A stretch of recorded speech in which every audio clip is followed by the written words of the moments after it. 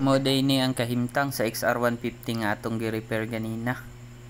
Grabe kalabyog na gyud ang iyahang monoshock. Mauna ni after nato na repair ang iyahang monoshock.